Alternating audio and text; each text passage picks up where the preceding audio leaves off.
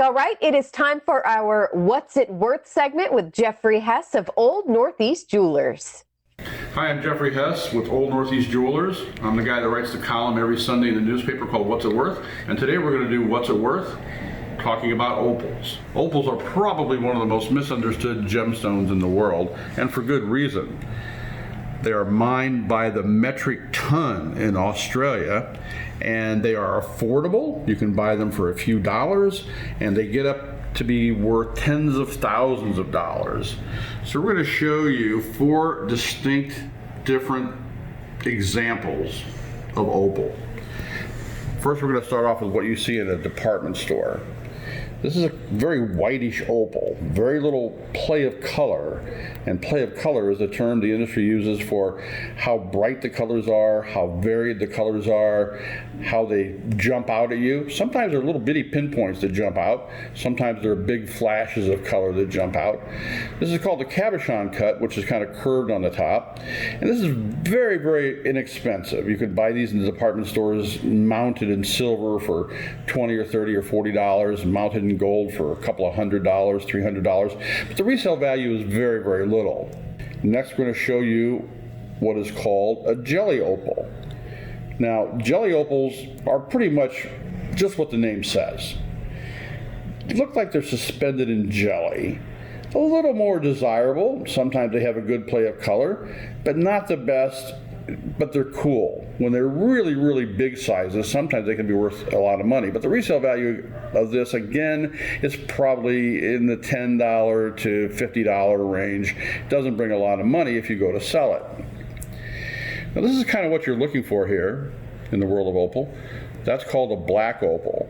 The play of color is not too bad. It's got some reds, a little bit of oranges, but mostly it's blue and black. Now, blue and green. Black opals are not black, as you can see. They're just darker, and they're very, very popular. This is a small one, not cut real well, worth a couple of $100 if you were going to bring it into us to sell at our store at International Plaza or on 4th Street in St. Pete. But when these get large, and when they're cabochons, and when they have a better play of color, they can be worth hundreds of dollars, if not thousands of dollars. That's called a black opal. Last, we're going to show you a beautiful, beautiful opal. Now, you can see from the design that this was probably made in the 1960s, has that kind of nuggety design, and it's huge. It is a monster. Unfortunately, it's what we call a Boulder Opal, which kind of means it's in the rough. But it has extraordinary play of color. There are some beautiful, beautiful reds, flashes of reds that jump out at you, some oranges, some greens, some blues, and it's in the rough. And yet we paid $1,500 for this because it's so cool. Now, if this were large enough to be turned into a cabochon cut like the earlier ones you saw, if we're large enough to have a rounded top, and still had that incredible play of color, this would be worth $20,000 to $30,000 because it's huge. It's about 17 to 18 millimeters by 15 millimeters. So that's really the kind of color you're looking for in an opal.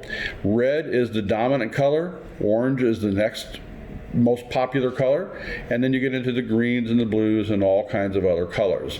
But that's a real beauty. That's why we like opals, and that's why we are one of the nation's top buyers of estate jewelry.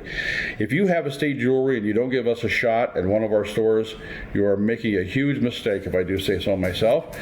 Stop by our store on 4th Street in St. Pete or at International Plaza, right beneath Tiffany, and thank you.